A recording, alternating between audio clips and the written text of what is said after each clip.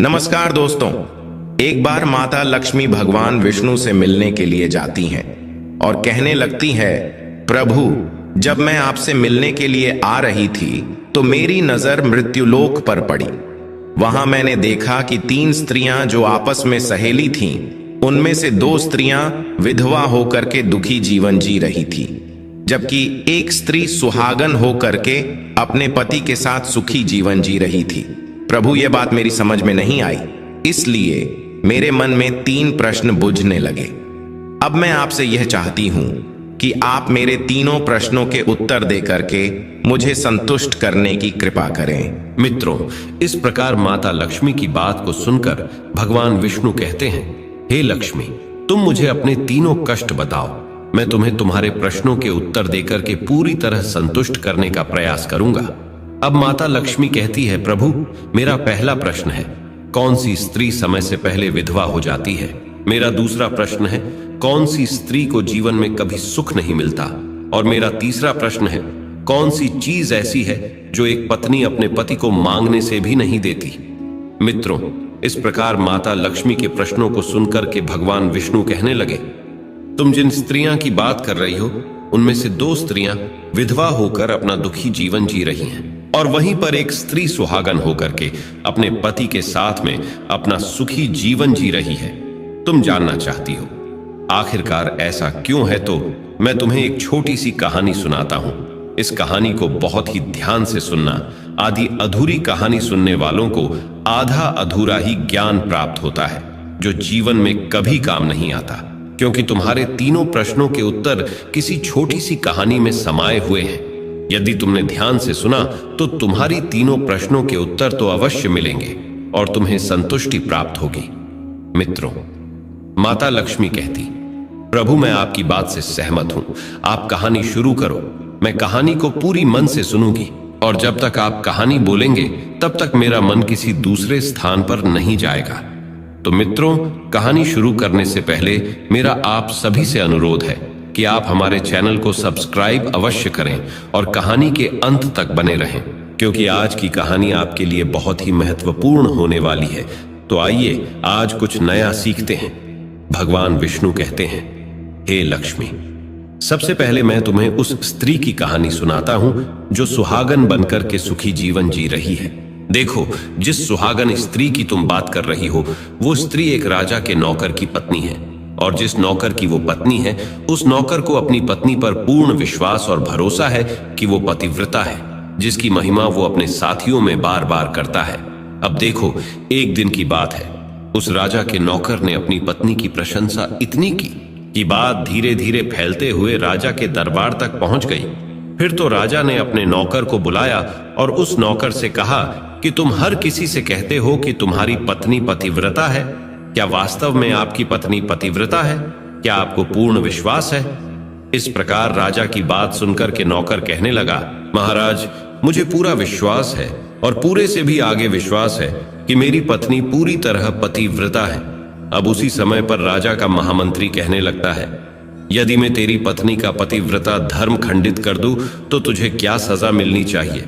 फिर तो नौकर ने कहा, यदि तुम मेरी पत्नी का पतिव्रता धर्म खंडित कर देते हो तो महाराज मुझे फांसी लगा देना। अब उधर वो राजा का नौकर भी मंत्री से कहता है, यदि महाराज यह मेरी पत्नी का पतिव्रता धर्म खंडित नहीं कर पाए तो इनको सजा क्या मिलनी चाहिए? तो राजा ने कहा कि मंत्री को भी फांसी की सजा दी जाएगी। फिर भगवान विष्णु कहते, हे लक्ष्मी, मंत्री ने स्वीकार कर लिया और नौकर से पूछा कि क्या वस्तु लाऊं जिससे तू माने कि मैं तेरी पत्नी का धर्म खंडित करने में सफल हुआ?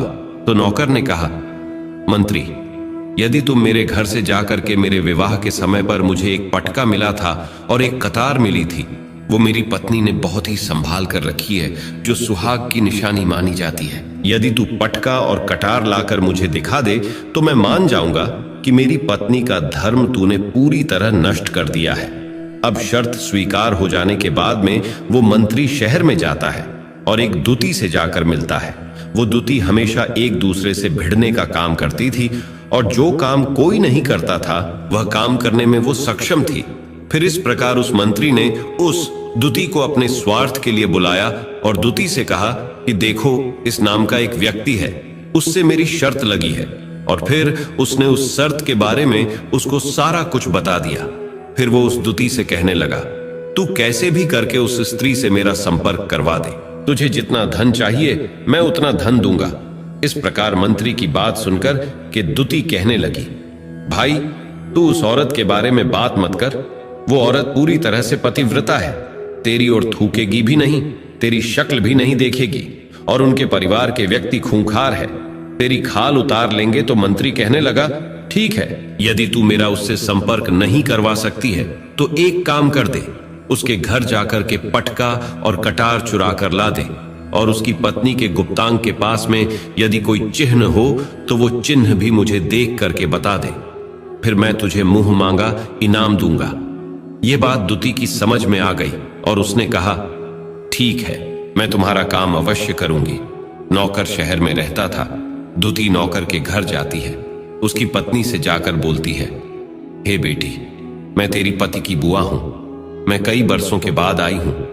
फिर उस स्त्री ने कहा, आओ बुआ जी, मैंने आपको पहले कभी देखा नहीं, इसलिए पहचान नहीं पाई। और इस प्रकार उस दूती को उस नौकर की पतिव्रता स्त्री ने बहुत बड़ा सम्मान दिया, मगर उसे क्या मालूम था कि यह उसके साथ में छल करने आई है। अब भगवान विष्णु कहते हैं, लक्ष्मी, इस प्रकार वो दूती उस पतिव्रता स्त्री के साथ में 2 दिन तक रुकी। जिस समय वो स्त्री स्नान करने लगी तो दूती उठ करके उस पतिव्रता के कमर मलने लगी। उस पतिव्रता स्त्री ने बहुत मना किया, फिर भी वो दूती नहीं मानी और कहने लगी, मुझे तो बेटी से भी प्यारी लगती हो तो मना मत करो। काफी दिनों के बाद में मेरी तुम्हारी मुलाकात पहली बार हुई है। अब ऐसा कहकर कि वह दूती मुख पर हाथ फिराने लगी। फिर आंखों को धोने के बहाने से उस दूती ने उस पतिव्रता स्त्री की आंखों पर पानी मार दिया और उस स्त्री की आंखें बंद हो गईं। इस प्रकार गुप्तांग के पास में जांघ पर उस स्त्री के एक तिल था जो दूती ने देख लिया। बस उसका काम बन गया। उधर ही स्नान करने के बाद में जब वह पतिव्रता स्त्री रसोई में खाना बनाने गई तो दूती को मौका मिल गया और उसने पटका और कटार उस नौकर के घर से चुरा ली और वहां से एकदम से भाग गई। और जाकर के दूती ने वो पटका और कटार मंत्री को दे दिए और उस पतिव्रता स्त्री के जांघ पर तिल की निशानी भी बता दी। फिर वह मंत्री पटका और कटार लेकर के सीधा राजा के दरबार में पहुंचा और राजा से जाकर कहा, महाराज, मैंने नौकर की पत्नी के साथ में 2 दिन बिताए और यह पटका तथा कटार उसी के हाथों से लेकर आया हूं। फिर तो राजा ने दरबार लगाया और नौकर को बुलाया तथा महामंत्री से सभा में पटका और कटार नौकर को दिखाने के लिए कहा। फिर राजा की आज्ञा पाकर के मंत्री ने उस नौकर को पटका और कटार दिखाई और उसकी पत्नी की जांघ पर तिल भी बताया तो नौकर मान गया कि वास्तव में आज मेरी पत्नी ने अपना पतिव्रता धर्म पूरी तरह से भंग करवा लिया। भगवान विष्णु कहते हैं, लक्ष्मी, फिर तो राजा ने फांसी का दिन 15 दिन के बाद में रख दिया और कहा कि नौकर को 15 दिन के बाद में फांसी पर चढ़ाया जाएगा। और इस प्रकार से नौकर से उसकी अंतिम इच्छा पूछी तो नौकर ने कहा कि मैं अपनी पत्नी से अंतिम बार मिलना चाहता हूं। इस प्रकार राजा ने उस नौकर को आज्ञा दी कि ठीक है, तुम अपनी पत्नी से मिल सकते हो। फिर नौकर अपने घर गया और अपनी पत्नी से कहा कि आपने मेरे साथ में बहुत बड़ा विश्वासघात किया। मैंने आपके विश्वास पर मंत्री से ऐसी शर्त लगाई थी कि राजा के दरबार में राजा के सामने मैंने कहा था कि मेरी पत्नी का पतिव्रता धर्म कोई नष्ट कर दे तो मुझे फांसी लगा देना। अब मुझे 15 दिन के बाद में फांसी लगा दी जाएगी। मेरे साथ विश्वासघात करके तुमने ठीक नहीं किया। उस पतिव्रता स्त्री ने अपने पति को सारी बात बताई, मगर उसे विश्वास नहीं हुआ और वह राजा के दरबार में पहुंच गया। फिर नौकर राजा के दरबार में पहुंचा तो फिर उसे कैद में डलवा दिया गया।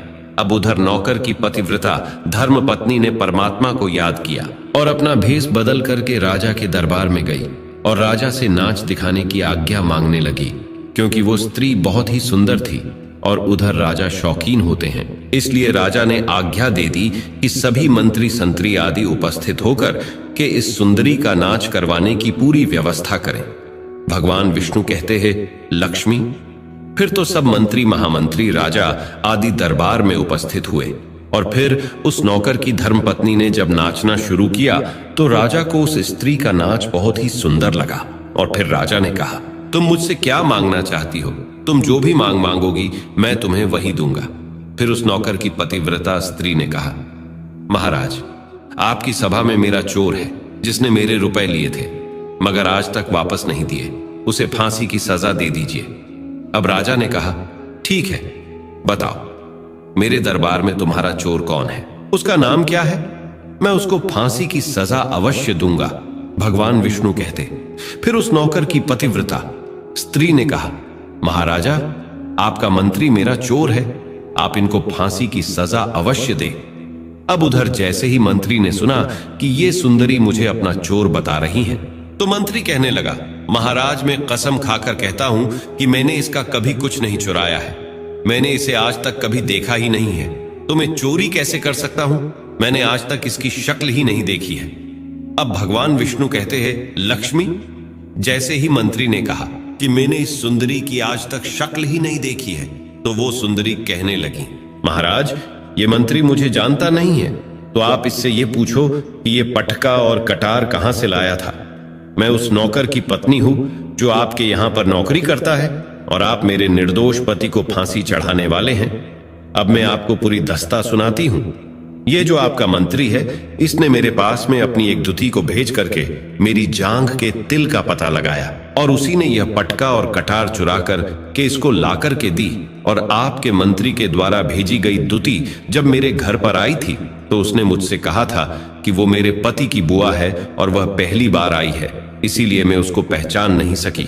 और महाराज, जिस प्रकार मैंने उस स्त्री को अपने यहाँ पर बहुत बड़ा सम्मान दिया और अपने घर पर उसके ठहरने की व्यवस्था की, और इस प्रकार उस नौकर की पतिव्रता स्त्री की बात को सुन करके राजा ने दुती को बुलाया। फिर उस दुती ने राजा को सारी सच्चाई बता दी, जिससे राजा ने उस नौकर को रिहा कर दिया और मंत्री को फांसी पर चढ़ा दिया।